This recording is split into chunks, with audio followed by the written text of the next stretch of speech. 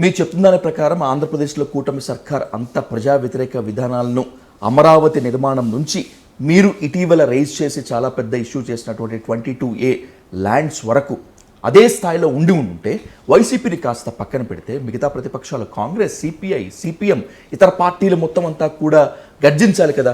ఎందుకని వాళ్ళు సైలెంట్ మోడ్లో ఉన్నారు, మీరు మాత్రమే ఎందుకు కదం తొక్కుతున్నారు? అది వాళ్ళ ప్రాబ్లం. వాళ్ళు ఎందుకు ఇంత యాక్టివ్గా లేరు అనేది వాళ్ళని అడగాలి మీరు. వాళ్ళు they could have been little bit more active on public issues. ఎందుకు లేరో తెలియదు కానీ బట్ జనరలీ మేము చూస్తుంటాం. ఈశ్వరయ్య గారు కానీ శ్రీనివాస్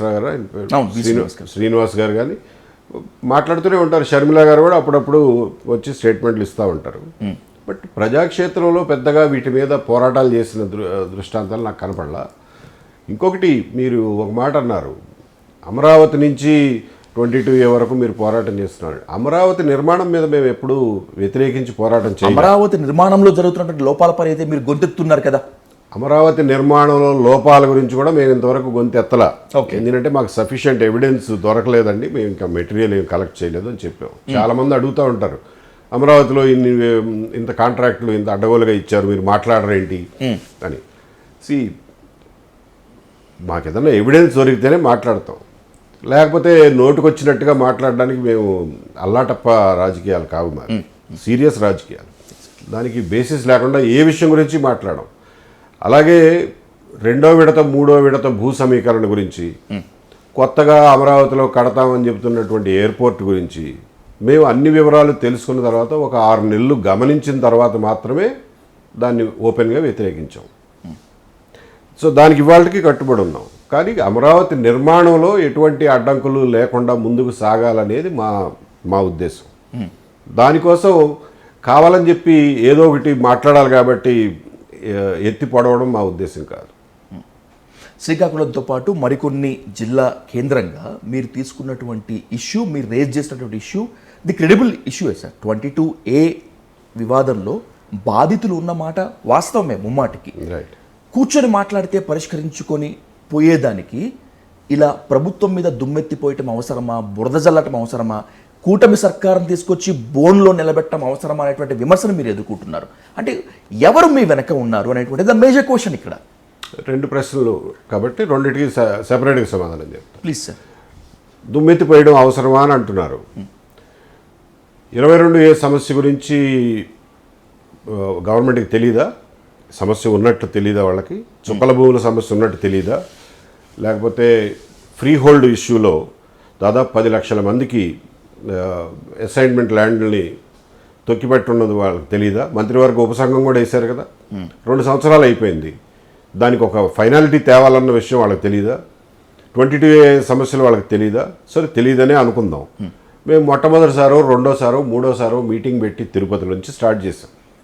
పెట్టి దాని గురించి మాట్లాడినప్పుడు అది వాళ్ళ దృష్టికి వెళ్ళలేదా? అంటే వాళ్ళకి దాని మీద ఏమీ అభిప్రాయం లేదా? మేము మొదటి నుంచి చెప్తున్నది ఒకటే, మీరు రోల్ బ్యాక్ చేయడం తప్ప మీకు ఇంకొక ఆప్షన్ లేదు. ఇంకా వేరే ఏ ప్రయత్నాలు చేసినప్పటికీ కూడా అవి ఫలించవు. అంటే కంప్లీట్గా 22ని అబాలిష్ చేయటమా, లేకపోతే కనుక దాంట్లో ఉన్న లోపాలను సరిదిద్దలేరు మీరు. లోపాలను సరిదిద్దలేరు. రోల్ బ్యాక్ అంటున్నాం. మేము చాలా బాధ్యతగా చెప్పామండి ఆ మాట. రోల్ బ్యాక్ 22A అనేది ఏదో స్లోగన్ బాగుంది కదా అని చెప్పింది కాదు. ఇంకా వేరే అవకాశం గవర్నమెంట్ దగ్గర లేదు. ఎందుకంటే లోపాలను సరిదిద్దమంటే ఇప్పుడు 3-4 జీవోలు ఇచ్చారు, 4-5 మెమోలు ఇచ్చారు. ఎవరు దేన్ని ఫాలో అవ్వట్లా. ఓకే, కింద స్థాయి ఎంఆర్ఓలు కానీ కలెక్టర్లు కానీ అది ఫాలో అవ్వరు, ఇంపాసిబుల్. కాబట్టి రోల్ బ్యాక్ చేయడం ఒకటే మీకు పరిష్కారం అని చెప్తున్నాం. రోల్ బ్యాక్ అంటే ఏంటి? 2014 తర్వాత లెటస్ సే ఒక కట్ ఆఫ్ డేట్ తీసుకుందాం. 2014, 13, 2010 ఒక కట్ ఆఫ్ డేట్ తీసుకోండి. It has to be before 2014. Because 2014 ఏప్రిల్లో నాగార్జున రెడ్డి గారి జడ్జిమెంట్ వచ్చింది. కాబట్టి 2014 జడ్జిమెంట్కు ముందు ఏదో కట్ ఆఫ్ డేట్ తీసుకోండి. తీసుకున్న తర్వాత మీరు 22లో చేర్చడానికి ఇచ్చినటువంటి జీవోలు ఏవైతే ఉన్నాయో ఓకే, వాటన్నిటినీ ఒక్క కలం పోటుతో ఆ జీవోల్ని క్యాన్సిల్ చేయండి. Set them aside. ఆ తర్వాత ప్రభుత్వ భూములు మళ్ళీ అన్యాక్రాంతం అవుతాయేమో అని చెప్పి ఆ లిస్టుల్లో ఉన్న వాటిల్లో ప్రభుత్వ భూములని మీరు ఏవైతే అనుకుంటున్నారో వాళ్ళందరికీ నోటీసులు ఇవ్వండి. నోటీసులు ఇచ్చి వాళ్ళు చెప్పేది వినండి. ఓకే. విని కావాలనుకుంటే పెట్టుకోండి 22A. ఇప్పుడు ఫర్ ఎగ్జాంపుల్ ఒక చెరువు ఉందండి. ఒక చెరువుని ఎవడో ఆక్యుపై చేసి ఏదో డాక్యుమెంట్లు పుట్టించి తప్పుడుతనంగా వాళ్ళు దానికి పట్టాలు తెచ్చుకున్నారు. పట్టాలు కాదు, రిజిస్ట్రేషన్లు మీద రిజిస్ట్రేషన్లు ఒక 10 రిజిస్ట్రేషన్లు అయినాయి. అంత మాత్రం చేత చెరువు కాకుండా పోదు. ఒరిజినల్ చెరువుని రిస్టోర్ చేయాలి అనుకున్నారనుకోండి, ఆ చెరువుకి ఆక్యుపై చేసిన వాళ్ళకి నోటీసులు ఇవ్వండి. అరే బాబు, ఇది చెరువు కదరా, మీరు ఎట్లా వ్యవసాయం చేస్తున్నారు, ఈ చెరువుని ఎందుకు మూసేశారు అని. ఫర్ ఎగ్జాంపుల్ కొన్ని చోట్ల ఉన్నాయి. గన్నవరం పక్కన ఒక చెరువు ఉంది, అజ్జంపూడి దగ్గర, ఇక్కడ అజ్జంపూడి అనుకుంటా, అజ్జంపూడి చెరువు ఉంది. ఆ చెరువు ఈ కాలువలు వచ్చిన తర్వాత ఆ చెరువు అసలు వాడడం మానేశారు. అదిగాక అర్బన్ స్ప్రాల్ అయిన తర్వాత అక్కడేమి అసలు వ్యవసాయ భూమి లేదు. చెరువు ఎందుకు ఉంచుతారు? వ్యవసాయం చేయడానికి ఉంచుతారు, ప్లస్ గ్రౌండ్ వాటర్ పెరగడానికి ఉంచుతారు, లేకపోతే రన్ ఆఫ్ వాటర్ని స్టోర్ చేయడానికి ఉంచుతారు. అసలు అక్కడ ఏం చెరువు లేదు, అంత మట్టం అయిపోయింది. ఆ చెరువు కింద ఉన్నటువంటి భూములన్నింటినీ కూడా మీరు అర్బన్ ఏరియాస్ కింద కన్సిడర్ చేస్తున్నారు. ఆ చెరువులో మళ్ళీ పట్టాలు ఇచ్చారు. ఆ పట్టాలని ఇచ్చిన తర్వాత మళ్ళీ ఇవాళ 22Aలో పెట్టారు. ఆ చెరువుని రిస్టోర్ చేయలేరు మీరు, ఇట్స్ ఇంపాసిబుల్. ఓకే. అట్లాంటి వాటిని మీరు డెసిషన్ తీసుకుని వదిలేయండి కావాలంటే. అలాగే ఫర్ ఎగ్జాంపుల్ రేపు యాక్చువల్గా మేము వెళ్తున్నాం అమరావతికి. నవలూరు అని ఒక విలేజ్ ఉంది. Okay sir. బ్రిటిష్ వాళ్ళు ఉన్నప్పుడు 1907లో ఒక 30 ఎకరాలని చెరువు అన్నారు.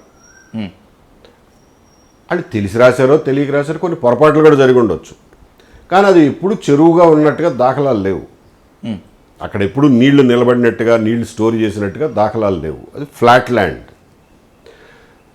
అదే బ్రిటిష్ ప్రభుత్వం 1920-30లో ఆ 30 ఎకరాల్లోనే చాలామందికి పట్టాలు ఇచ్చింది. ఎకరన్నర 2 ఎకరాలు అట్లా అసైన్మెంట్ ల్యాండ్లు ఇచ్చారు. అవన్నీ ఇవాళ చెల్లుబాటు అయ్యే పట్టాలే. 1907 రికార్డు చూసి ఆ 30 ఎకరాలని తీసుకొచ్చి వీళ్ళు చెరువు అని చెప్పి గవర్నమెంట్ ల్యాండ్ కింద డిక్లేర్ చేసుకున్నారు. ఓకే. ఆ 30 ఎకరాల్లో చాలామంది ఇళ్ళు కట్టుకున్నారు. కొన్ని ఓపెన్ ప్లాట్స్ ఉన్నాయి ఇంకా కట్టుకోనివి. వాటన్నిటికీ ఏదో లోకల్ పంచాయతీ లేఅవుట్ పర్మిషన్లు అవి తీసుకున్నారు. సో ఇవాళ దాన్ని చెరువు అనడానికి వీలు లేదు మనకి. It's not possible. సో అట్లాంటి చెరువులు వదిలేయండి. లేదు, మిగిలిన చెరువులు, నిజంగా వాడకంలో ఉన్న చెరువులు, ఉపయోగపడే చెరువులు, అవసరమైన చెరువులు ఏవైతే ఉన్నాయో వాటిని రిస్టోర్ చేసుకోండి, నోటీస్ ఇచ్చి తీసుకోండి. అసలు ఎంతసేపు అనేది గవర్నమెంట్ తలుచుకుంటే గవర్నమెంట్ ల్యాండ్ని ప్రొటెక్ట్ చేయడం ఎంతసేపు అని. గ్రామంలో సచివాలయం ఉంది, మీకు విఆర్ఓలు ఉన్నారు, ఎంఆర్ఓలు ఉన్నారు, ఆర్ఐలు ఉన్నారు, రెవెన్యూ ఇన్స్పెక్టర్లు, వీళ్ళందరూ ఉన్నారు. వీళ్ళందరూ ఉండగా అసలు ఒక గవర్నమెంట్ ల్యాండ్ అన్యాక్రాంతం ఎట్లా అవుతుందండి చెప్పండి. వాళ్ళకి ఎవ్వరికి తెలియకుండా రాత్రి భూమి ఏమన్నా ఎత్తుపోతాడా? సో ఎంతసేపు వాళ్ళందరూ తగులుకుంటే గవర్నమెంట్ భూముల్ని, నిజమైన గవర్నమెంట్ భూముల్ని ఐడెంటిఫై చేసి వాటిని వెనక్కి తీసుకోవడం ఎంతసేపు? దానికోసం అని చెప్పి 15 లక్షల ఫ్యామిలీస్ని మీరు ఇబ్బంది పెట్టాల్సిన అవసరం ఏంటి?